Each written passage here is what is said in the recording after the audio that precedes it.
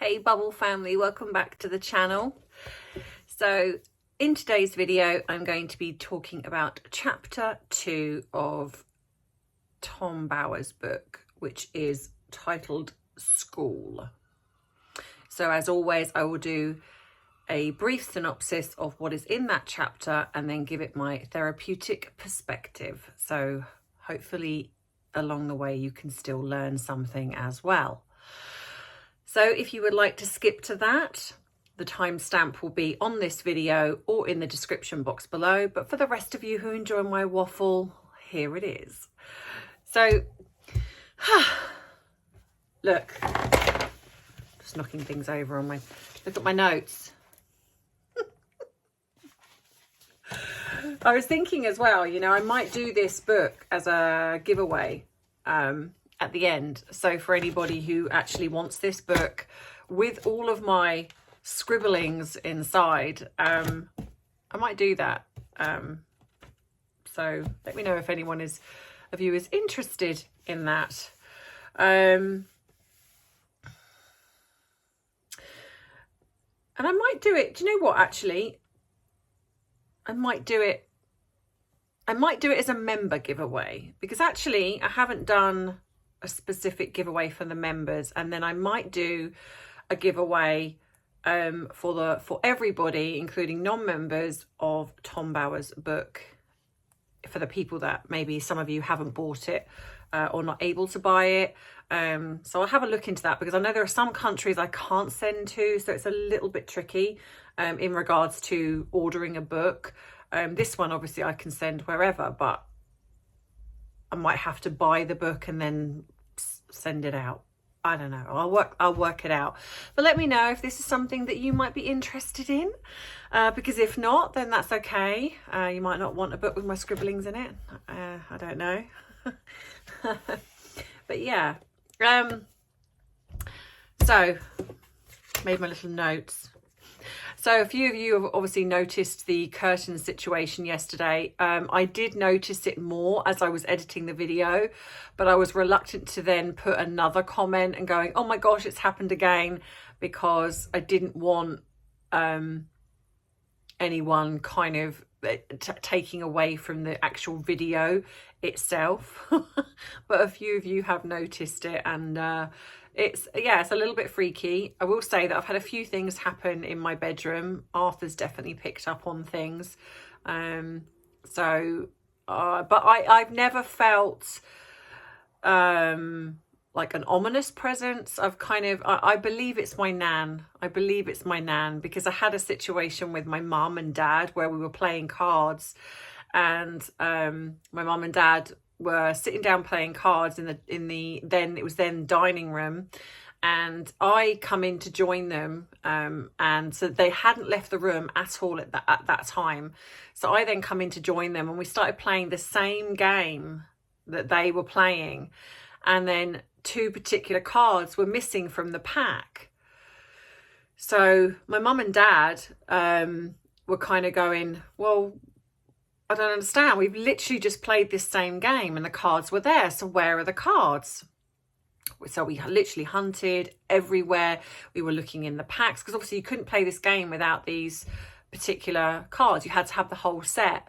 So we were looking under the table. We were looking, we were literally looking everywhere. Even crazy things like, is it stuck to one of us or something like that? And we could not find these cards. So then my mum said, there's a pack of cards on the windowsill. Grab those. We'll use those instead. So we opened this pack of cards, and bearing in mind it was in its packet, we opened the pack of cards, started dishing them out, and lo and behold, in between playing these cards, the 2 missing cards from the pack that we were using before that were in this pack. Now, literally, my thought, because obviously I'd come in on my mum and dad, so my thought was my mum and dad are messing around, but my mum and dad were absolutely adamant. And my dad, it's not the sort of thing my mum might do it, but my dad definitely wouldn't, because he's kind of not that type of person. But they were both adamant. They were like, I swear you know, and they swear on my life, which is a kind of thing that we sometimes do here.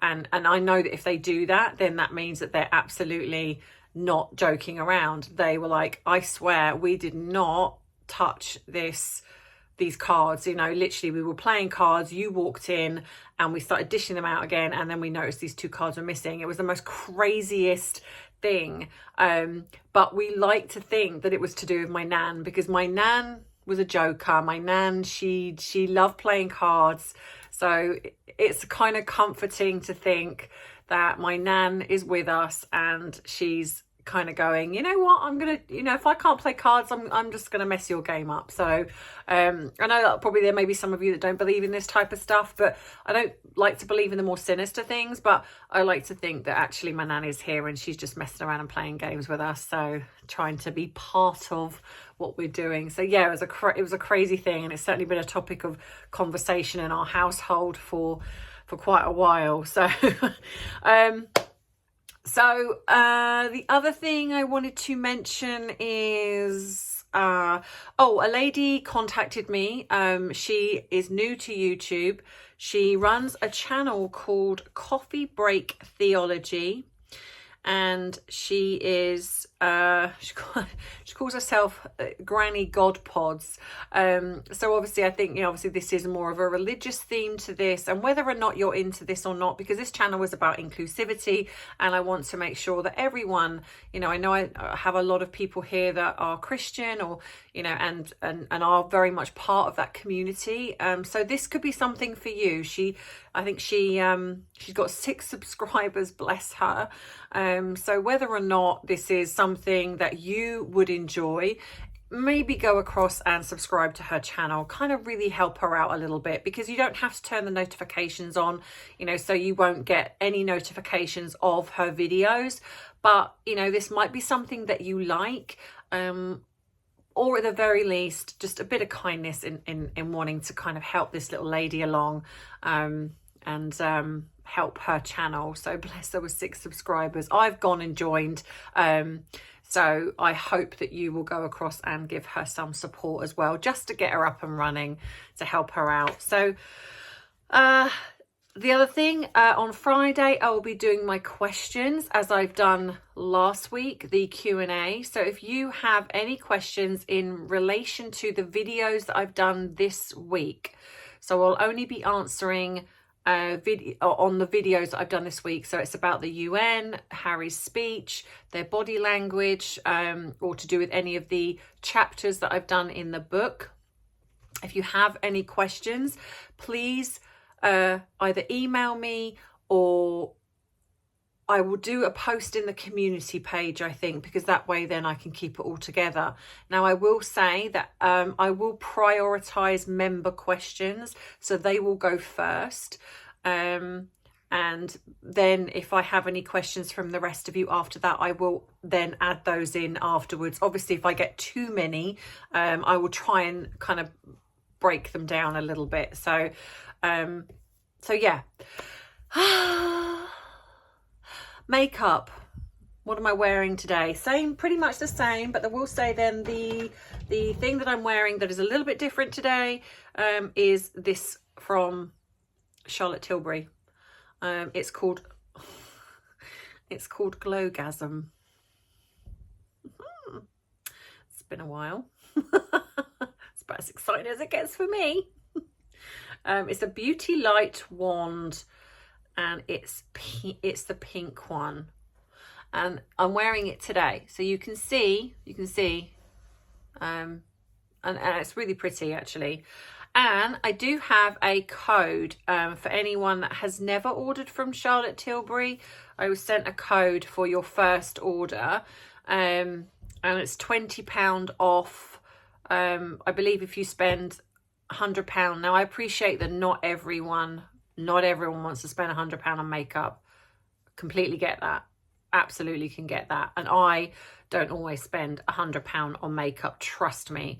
But for any of you that haven't ordered from Charlotte Tilbury and would like to, it's a chance for you to have £20 off. So then it's £100 worth of makeup for £80. And so I want to put that in the comments for you. So you can use that if you want to, but it is not obligatory. Like I said, I would not always spend a huge amount on makeup. I am someone that if I see a product and I like it, it doesn't matter how cheap it is, I will get it. But every now and again, I do see a product and I think, okay, it's had really good reviews, and this has had good reviews. And there are 3 different colours. So I think there's a bronze one, a peach one, and a pink one.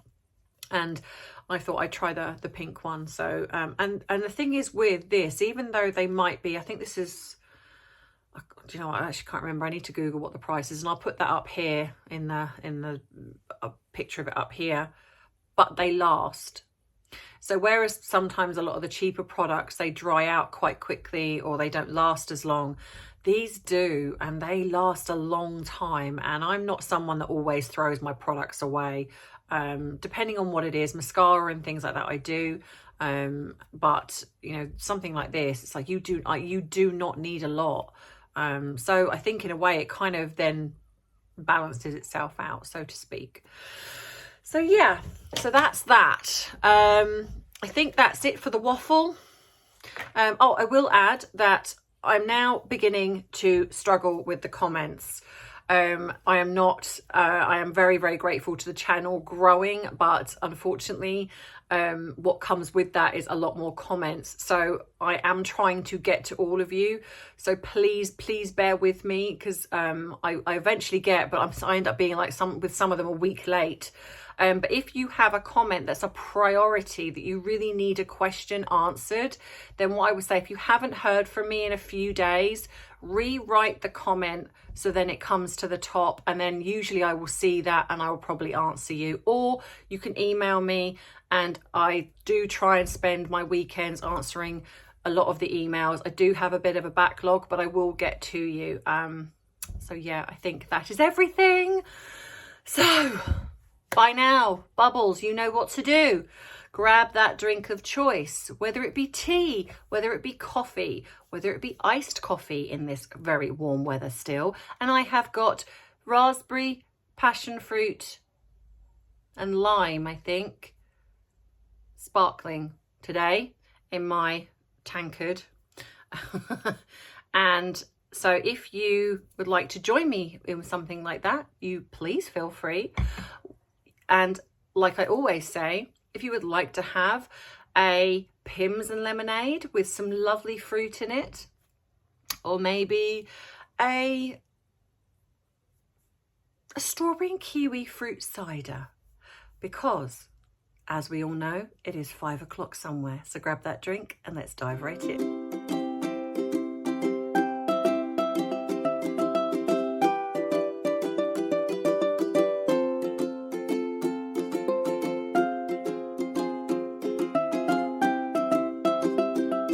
So Bubbles, bear with me because I'm having a hot flush.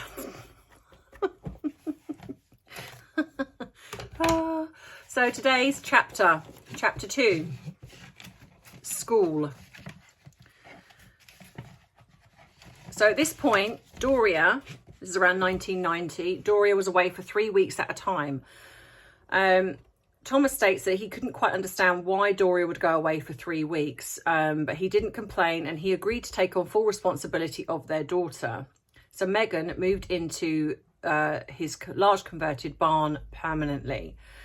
And this is where I believe Doria began to lie to Megan, because, apparently she's saying that, she has to go away and work.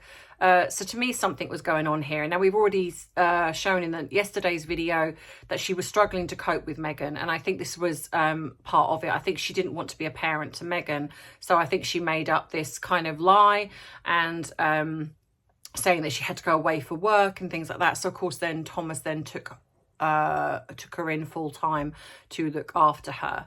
So this is what I think then began happening. But around this time as well, there's a lot of reports of this particular chapter of Megan actually showing a lot of kindness. And this would also then go in my theory of that Megan's narcissism was created, because there seems to be, and again, these all seem to be fact checked, where Joseph, her uncle Joseph, while his mother Jeanette was dying, noticed his niece held her grandmother's hand with genuine kindness. So she did have moments of empathy and moments of kindness. And this was also repeated through certain aspects of her younger years. So I think genuinely in the beginning, she did have this, albeit she was spoiled, but I think, you know, and she was a bit precocious, but she did have those elements of kindness there. And so what I'm suspecting was happening was this development of this lack of nurture from having a mother around, and then unfortunately Thomas literally spoiling her. And so she's learning from a very early age that she knows how to manipulate and get what she wants. So at the moment she's then she starts to spend a lot more time at her friends, Ninaki Priddy and Suzanne Ardakani, who was another friend of hers. And then this is also when I would necessarily think that her realization of her home life isn't as normal as what her friends were. And this can actually be quite damaging for a young person. And I've certainly experienced this a lot in my line of work. When you have grown up in some kind of, even if it's a dysfunctional home to somebody else, if you see that as normal, you're kind of okay with it. But it's when you start to recognize that this isn't normal, that not everyone has this same experience, or you see a nicer side. Like, for example, she's going to her friends' houses and she's seeing both parents together. She's seeing this family dynamic. So then she's starting to kind of go, oh, hang on a minute, but my mum's disappearing. I'm living with just my dad. And so I would necessarily imagine that there'll be this slight resentment that would start to kick in, because she's now starting, obviously going into her like teenage years, and this is a fundamental developmental time for children. It's between 7 and 13, I believe, when things really start to manifest and come out. But this would explain why before that she was actually just showing, like I say, a little bit of precocious behavior, but nothing too serious. But now it's starting to kind of develop and come out, and this is actually quite common. So she's very aware of this. But of course, alongside this, her father is has a lot of guilt of the fact that her mother isn't around. So he's overcompensating. And this is where he's literally giving her everything she wants. So again, very quickly starting to learn. And here it says, this is an interesting one for me, where she says, quickly she became popular among the actors and crew, making sandwiches and getting autographs of the stars. So I think, again, it's become this kind of almost like a risk and reward. So if you do something, like, for example, if I make sandwiches, if I do these nice things, then I get these rewards, and I get the autographs, I get the pictures with the stars. So she's starting to learn how to get things.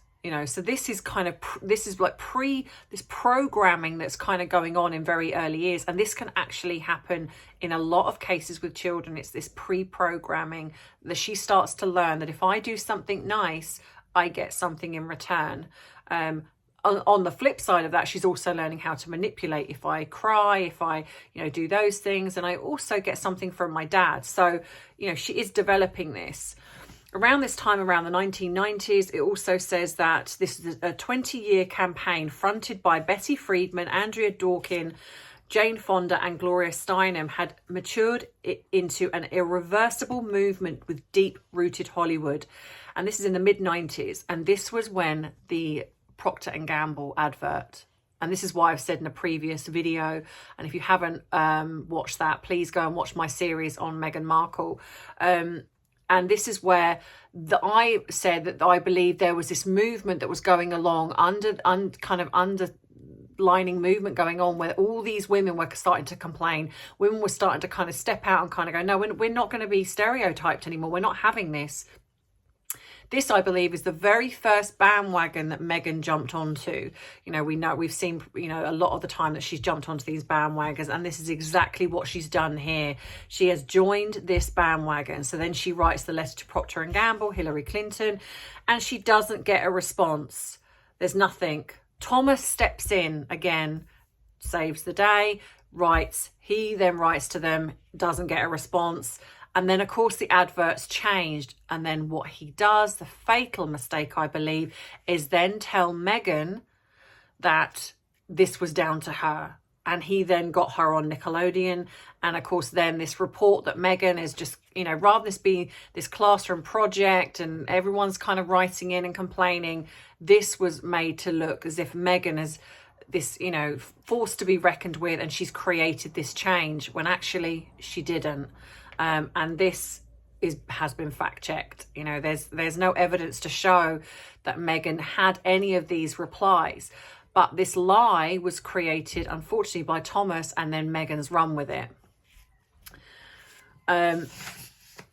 So around the end of the 1990s, Thomas was flush for money. But what I find interesting here is apparently Tom Jr. invented the story that his father had won $750,000 on the California state lottery. There was no lottery win. So I'm not sure why this lie was created, because if he's earning a lot of money, that shouldn't really have been but again, it's kind of showing this family trait of really embellishing and, as you know, creating this fabricated story of this family dynamic. And you know, and this really does kind of show this sort of deep-rooted unhappiness where these children have to lie and embellish to create themselves to be better than what they are. And I guess that's a need to fit in. This also around this time that Nikki Pretty had a 9th birthday party. And this is when Meghan it was influenced after watching a tape of Princess Diana's fairy tale wedding. Meghan always wanted to be the centre of attention. She took the starring role. And then this is also then later on where it says that she also watched the funeral of Princess Diana when Princess Diana passed away. So this, and she had the book, which was given to her by, I think, one of her friends. And so this thing of I knew nothing about him, again, right here, a lie. And so it seems that this lying has been there really from the word go. This embellishing or lying is really kind of been throughout the whole family. You know, these lies have been allowed to happen. So again, I would say some of this is also learnt behavior. When you're seeing these lies happen, and then you're seeing that when you lie, you get an outcome from that, it's going to create that to be an okay thing to do. And again, this was around the time when the riots were coming out. And again, Thomas, different recollections may vary, where Thomas says she was not around the riots at all. So March 1991, Meghan would have been 10 years old. So living in a predominantly white neighborhood, she apparently was ushered off to... I think he whisked her away somewhere. I think it does say it here, but I haven't highlighted that. And so she never saw any of the violence, not really. She wasn't around it. But 20 years later, she decides to lie and, you know, and create this whole story that she was there and Doria was there. Apparently Doria refused to join them. I feel quite safe, she said to Thomas in a telephone conversation. There are serious doubts that Meghan saw any violence, not even the minor looting in a store near the ABC studio. In her absence, the riot spread to Sunset and Hollywood Boulevards. After 5 days, the curfew was lifted and they returned to Los Angeles. Meghan drove past burnt-out buildings, though no houses near her home were damaged. So again, again a lie. Her version changed in around 2017. And this is where she would also tell Vanity Fair that ash from the street fire sifted down on suburban lawns. Oh my God, mummy, it's snowing. No flour, Doria said. It's not snow. Get in the house. But again, this kind of embellished story of the way that that she's kind of, she portrays this. It's very fantastical. It's very quite alarming, I think, that the amount of times they have to embellish on stories, or she's had to. And I think this is also where she grabbed some of the racist stories from, because it says here she also mentioned her experiences listening to Doria and her grandmother's stories about their family's experience in the distant past. So I think, again, this is all to do with where she grabbed some of these stories and made them her own. And it's interesting because somebody else did that, which was Amber Heard. So, yeah, again, so Doria, again, wasn't involved, in any of this. Doria didn't come to the interview at Immaculate Heart School, and I think she visited the school only once. So Doria was not around in the most pinnacle part of her childhood, which would have affected her. So this kind of interesting concept of Doria was raising her and helping her, I find very interesting. It's like, again, she's just created this version of events in her head to make it more real, for her. Also, it says the school's photographer, John DeLugo-Leckie, sorry if I've pronounced that wrong, who regularly visited the school, said in his experience, he noticed that Meghan never associated with Afro-American school children. She was not considered mixed race by her peers. In fact, most people either assumed she was white or Italian. Interesting. So, again, never experiencing really any racism. She hung around with white children. She's dated white men. So this whole, thing of, she's very kind of, down with her black roots. Well, I'm sorry, but this certainly doesn't show it. So yeah, where are we? At weekends, there was a routine of Saturday ballet acting classes, followed by club sandwich and fruit smoothie and ice cream parlour or hamburger Hamlet. Before going in, Thomas also always bought Meghan's favourite comic called Archie, the hero, a red-haired teenager with freckles. I wonder if that was a precursor to dating somebody. But interesting that the name is Archie. It just seems there's just all these little connections to the things that are happening now, and I just wonder if this is where these lies are in regards to the children as well. After the meal, Thomas would rent old dance movies and they would watch things at home. So she definitely had albeit quite a spoiled upbringing, but she was very much, I think, loved and adored by Thomas, and he really did try to make up, I guess, for the lack of parenting in Doria. Then some weekends were spent at his own childhood, fishing. Fish would be cooked for dinner. Long weekends, they went on road trips, including Elvis's Graceland, home in Memphis, Tennessee. So they just literally went out and about everywhere, and I think that they really, really did, have quite a good life, considering he also encouraged her to volunteer to serve food, turkey dinners to the homeless at the Hippie or Skid Row kitchen. So, and this is again where he noticed that she was quite compassionate and she would be quite caring to people. But again, this is all his encouragement. This is not something where she's gone, oh, I want to do this. Okay, props to the fact that she's done it. But this is all down to his encouragement. But it does show that there are elements where she did have this compassionate side, which, like I've said, really does play into the fact that I think this narcissism within her has started to develop at some point. I think it went from being kind of spoiled, precocious to this lack of respect for Thomas, because he literally did everything. He never created any boundaries for her. So she had a lack of respect for him. She never learned how to respect him because he never encouraged that within her. And then that, taken away from the nurture of not having a mother around. And then when her mother was around, I would imagine she wasn't particularly nice. She was also very much a, take kind of person. So again, Meghan would have learnt that from her. And also what you have is that when you have a mother that's not around, what you also will have is that when, especially at a young age, Meghan will try to please her mum. So she would want her mum to stay. So she would probably do whatever her mum wanted in the hope that, that she would stay around.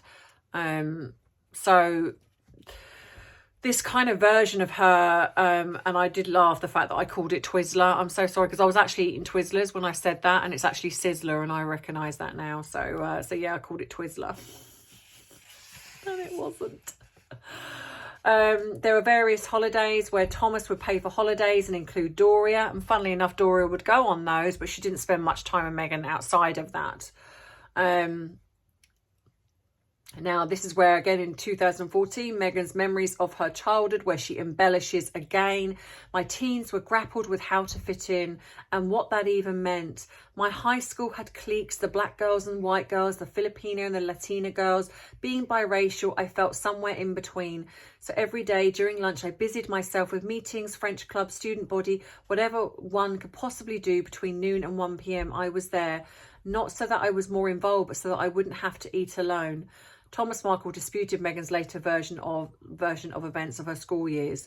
So again, you know, this kind of embellished, creating this, and I think these are the things that she's writing on her TIG, but I think she used her TIG to, again, promote herself, put herself out there, attract an audience that made her seem like she was an everyday girl, that she was one of the ones that you would want to hang out with. And she's, you know, she's gone through these hard times, and she never went through any of it. So 1993, this is when Thomas' financial security fell apart. Apparently he had loaned money to much of his savings to a friend for a TV business venture. He says the money he complained was stolen. He also faced a huge tax bill. On the advice of the US Revenue, he declared himself bankrupt. But apparently, even though this was going on, he was still earning money, a very good money. So Megan's life never changed. Although this is when she would claim that she had to work at Humphrey Yogurt in Beverly Hills for $4 an hour and grew up on the $4.99 salad bar at Sizzler, not Twizzler. Thomas says emphatically, she never worked when she was at school. I would not allow it, and she didn't need to, nor did she survive on Sizzler food. She ate fresh farm food and loved fish tacos, and she would later admit this. So not only did Thomas Markle ensure that Megan was well fed, but at weekends he paid for extra tuition and out-of-town trips. Her auditions were never in doubt. Her ambition was never in doubt. Influenced by her frequent presence at studios, she was set upon becoming famous. And this is when I think she also then started using people, because it says here she befriended the son of a Bolivian president at school. Megan boasted for a few days, I'm going to be queen of Bolivia. I think this is when she started using people. This is when she started to learn this, and I think he was probably the first person. I think there's also the fact that she was very much kind of really wanting to do that, and I think that's where it started. So this is when around the 1996 she travelled to Europe with her family of her friend Inaki Priddy. So this is when she would have been 15 years old. So this is where she's photographed the famous photographer sitting outside Buckingham Palace. And then this is when the two girls watched tearfully as William and Harry walked behind the gun carriage towards Westminster Abbey after Princess Diana died. So again, I know nothing about him or his family. I just wanted to ask, is he nice? Well, clearly, no, he's not very nice. So whoever told her that anyway would have been a bit of a big fat lie. This is also around the time that she got her teeth done. I think I said that in a video where I'd noticed that she'd got her teeth done. Well, Thomas paid for that. Thomas paid for everything. And it's like, yeah, cheers, thanks, bye, Dad. But also this is when Thomas then began to notice this kind of more nastier side to her. Downside to Megan's success was her intense jealousy, especially if someone else got the lead part. She wanted to be the star on the stage, Thomas Markle noticed, and the star in life. She demanded that her father pay a professional photographer to take a headshot. Dutifully, Thomas circulated the photo as an open call to producers across Hollywood studios. She received no replies and kept saying, I want to be an actress. So again, he just did everything she wanted. And I think as she's getting older, this kind of, like say, precocious kind of, where you can kind of call it a bit cute or whatever you want to call it, then starts turning a more sinister turn where she starts really to then think she can actually have whatever she wants because she could. And then apparently I think one of the turning points here that I can see is in spring 1999, the musical The Pajama Game was the new school play. Megan wanted the lead part, but also wanted to go for a week to the school's summer retreat. Megan decided to go to the retreat, but she was outraged that the teacher denied her the part in the play. So what she then did was she told her father, you're not to do the lighting. And of course her father said, no, I am doing the lighting. So she threw a hissy fit by all accounts. So she threw a full-on tantrum, refused to speak to him, and then moved out of the family home and moved in with Doria, which of course I'm sure Doria would love, because by this point Doria hasn't had to do any of the hard work. So now she gets to deal with Megan as a teenager.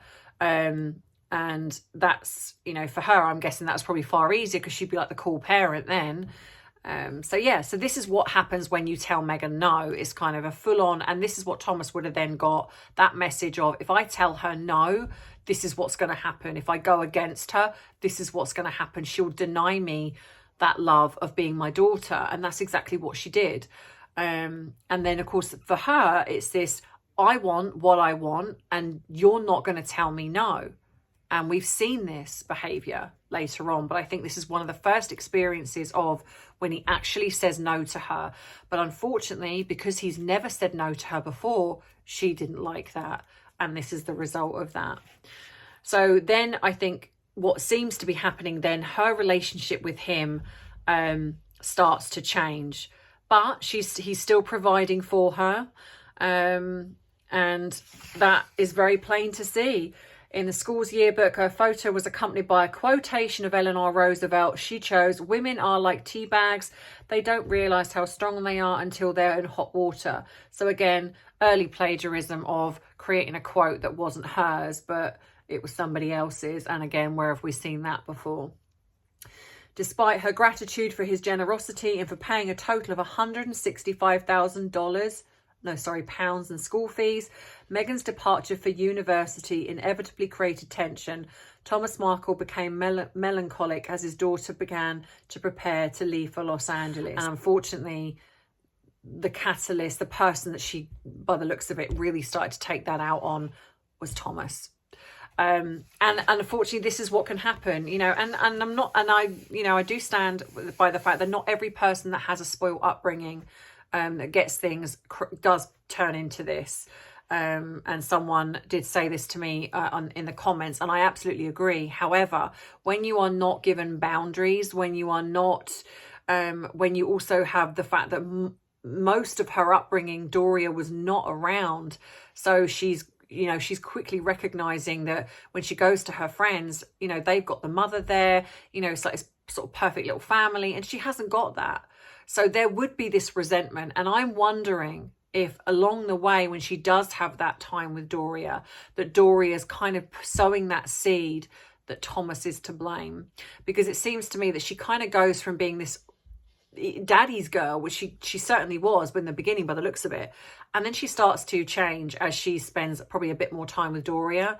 So I have a sneaky feeling that Doria, and we have seen this, and I certainly have in my line of work, where one parent will really try and create that kind of really poisonous kind of message to a child that the other parent is to blame. And unfortunately, being the fact that she knows that she can get whatever she wants from Thomas, she's going to be looking to please Doria, so she's going to probably agree with Doria, and so that would then possibly explain why she then started then turning against her father. I don't know, we'll see as the book develops.